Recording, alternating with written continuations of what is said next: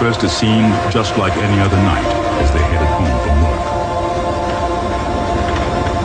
What's that? I don't know. Maybe it's forest fire. I don't see any smoke. Yeah, well, what the hell is it? Get closer to it, Mike. Get closer to it.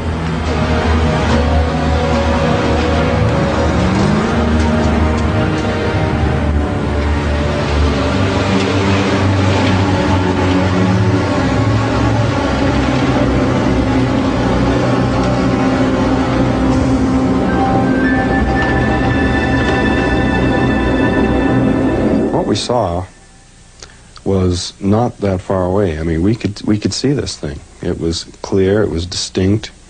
It wasn't just a point of light in the sky or anything like this. This was very close.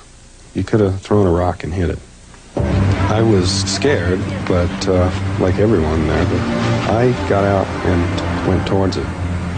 It might have been a foolish thing, but I was thinking this thing might take off. You know, I just wanted to get a closer look. I figured this would vanish. Travis, get back in here!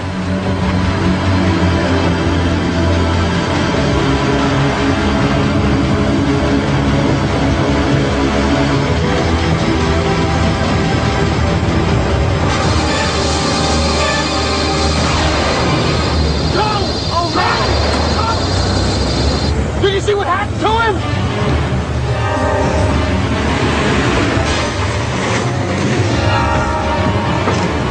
They killed him!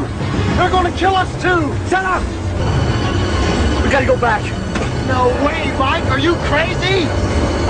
After we'd put maybe a quarter of a mile distance between us and it, I suddenly realized what we had done, and I realized that our friend was back there, that I'd left him there. So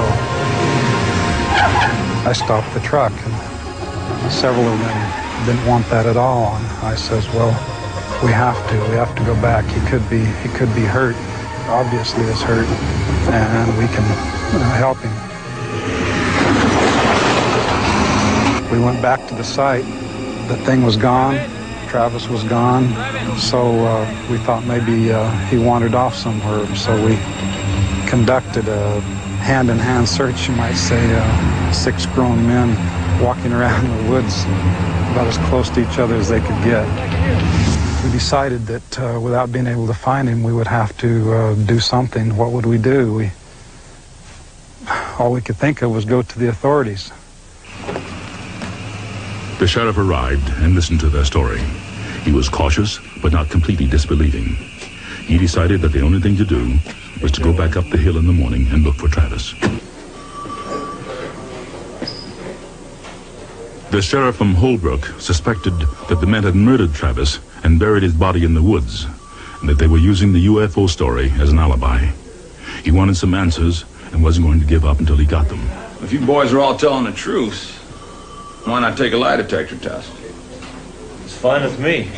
2 days later, the polygraph examiner gave an official report. Your name, Mike Rogers. They told Mike Rogers it was the first time the polygraph examiner had such a large number of subjects to work with regarding the same event, and actually used the word proof in his report.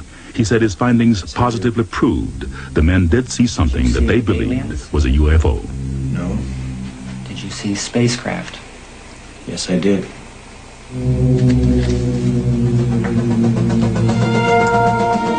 Later, Travis returned with a remarkable story. I was trying to figure out what I was and what was going on. I thought maybe I was in a hospital or something, that I'd been hurt.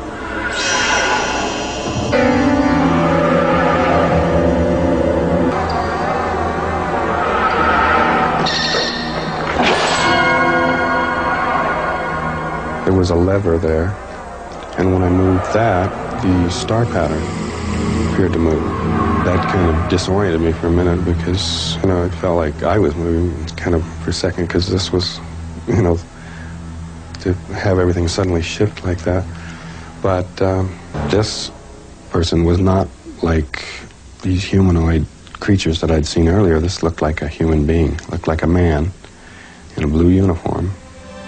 I went up to him, thinking, that I was being rescued, that I was being saved, that this was a person, I started asking all kinds of questions. Where am I? I mean, where are we? I mean, who are those things that I saw? Talk to me.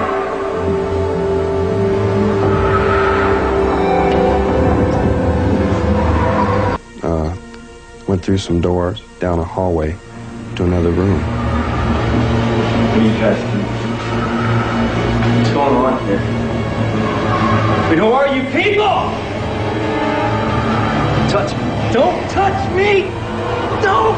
Get your hands off me! Don't touch me! What are you doing? What are you doing? Get off me!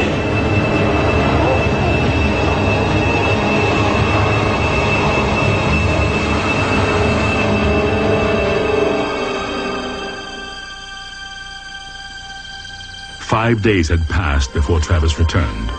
He was asked to take a lie detector test. He too passed. Little did he know that this event would cast a shadow over the rest of his life. Many believe he is a man of courage, while others accuse him of being a liar.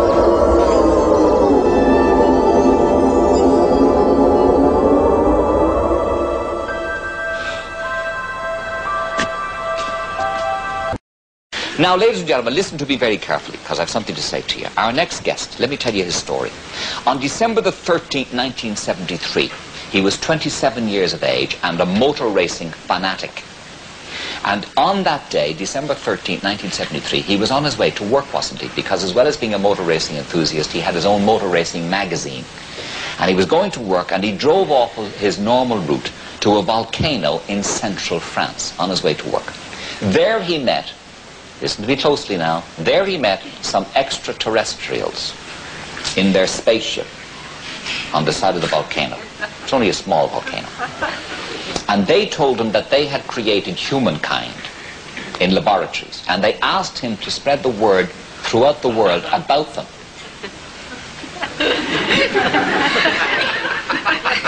Listen to me, Johnny, watch my lips.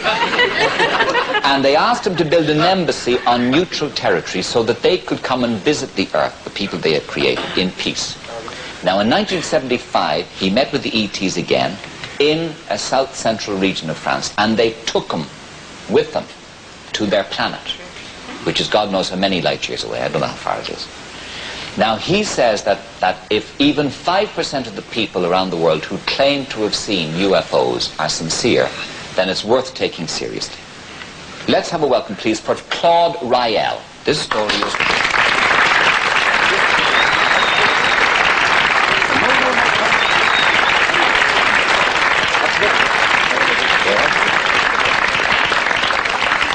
For a guy who went out to the planets, you haven't such a hot sense of direction, but however, how are you? You're very welcome. You're very welcome. Now, they met you on the side of the road, Claude, did they, these guys? Yes, it was. I was going to my office, like you said before, and I didn't know that was the day. This day will change my life. And what did they look like? They look like us because they created us in their image, like the Bible explained, and they are like us, a little bit smaller. They have large almond-shaped eyes, but they are like us. They are human like us. And how many of them were there? I met only one. At the first encounter. But what sort of a contraption did you go in? I mean, was it anything like a motor car or a bus or an aircraft or whatever? We have only also to think in what can be the future of vehicles we will have. It looks like a bell, a flattened bell, made of a very shining silver metal. It was about 7 meters of diameter. And when he invited me to go inside, I was very disappointed because I was a racing car driver, and also I knew about how to pilot airplanes, and I was very enthusiastic to see how is it possible to pilot, to drive this kind of machine. But when I arrived inside the room, there was no panel instrument, no wheel, nothing. Only a circle room made of the same shining silver metal like outside. And when you got to their place of abode, their planet, what did you see there? Tell me about the people you saw and how they travel on the planet, and do they work, and are there children, all of those things. Yes, I think to understand more about them, it's necessary first to resume the message they gave me, because if directly I describe the planet, maybe it looks a little bit funny. So it's necessary to understand these people came on the Earth a very long time ago. They built big laboratories, and in these laboratories, thanks to DNA and genetic combination, they created all life on Earth. It means trees, animals, and men in their image. Us. Yes.